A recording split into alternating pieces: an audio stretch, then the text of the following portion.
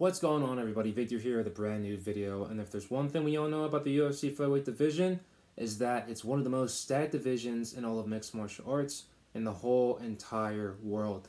All these guys are killers. I'm talking about from rank number 1 all the way to 10, 10 to 15, 15 to 20, 20 all the way to 50, for crying out loud. That's how many great guys are in the UFC featherweight division. That's how many killers are in there. That's how much ability and talent and natural gifts that all these fighters have all together. Now, there's going to be a very interesting fight that's going to be taking place on July 16 in UBS Center in Long Island, New York, and that's going to be the fight between Shane Burgos, who's 14-3, versus the 13-4 Charles Jourdain, straight out of Montreal, Quebec, Canada. These two individuals are going to bring it every single time they get inside that octagon. And if you guys know as well as I do that this fight is going to be action-packed, not just that, it's going to be a high-volume striking affair until that fight hits the ground. Both these fighters are well-rounded mixed martial artists. Both these guys are also complete mixed martial artists, which means that they have arsenals on their feet, on the ground, and they can be able to finish you off in any type of position possible. Both these guys are battle tested, they're battle ready. Both these guys have faced the absolute killers of this division. Charles Jourdain, he fought Marcelo Rojas, he fought Lando Veneta, Dil Ho Choi, Andre Fili, Andre Ewell. Basically the majority of the guys that are really highly ranked, maybe not in the top 5, maybe not in the top 10, but these guys were absolutely killers that he was able to fight. And on the other side, Shane Burgos, Josh Emmett, guy might be fighting for a title soon. Calvin Kattar, he's in the top 5.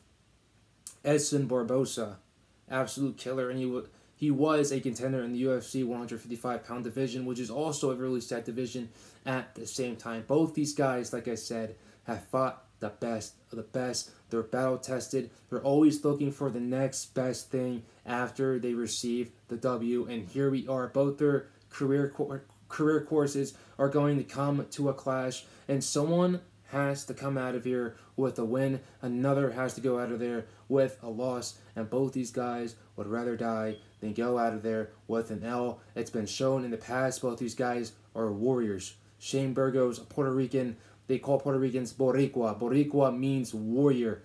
That is what they love to be called, and Shane Burgos is absolutely that. You got the French-Canadian on the other side, Charles Jourdain, a warrior.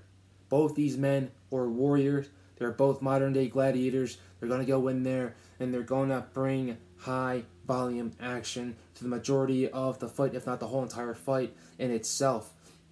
And there's definitely going to be a lot of pressure, and I believe both these individuals are going to meet up in the middle the majority of the time. If not, there's definitely going to be some dirty boxing against the fence of the octagon. And if this fight goes down to the mat, then I do believe there's going to be a lot of action on the mat as well. There's definitely going to be some rolls. There's going to be some submission attempts.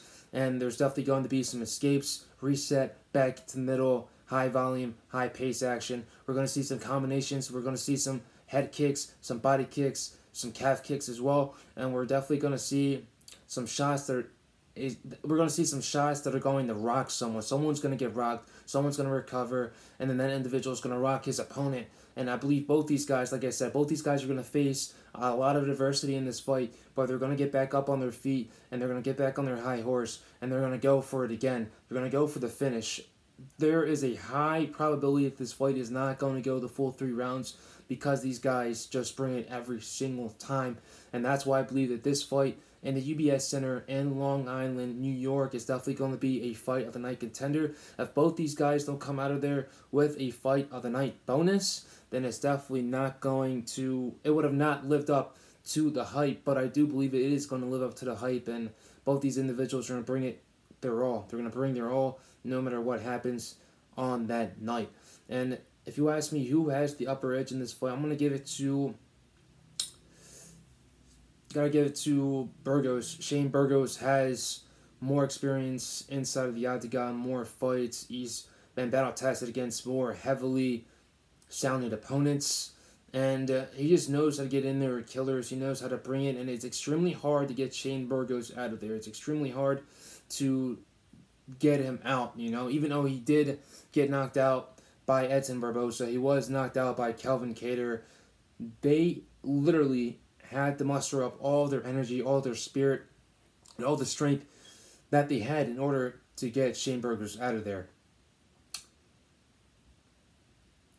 Josh Emmett, someone that is known for getting people out of the octagon pretty fast and pretty easily, wasn't able to get Shane Burgos out of there. And the reason being is because Shane Burgos just kept on going forward, he kept on putting in the pressure, and he kept on getting up.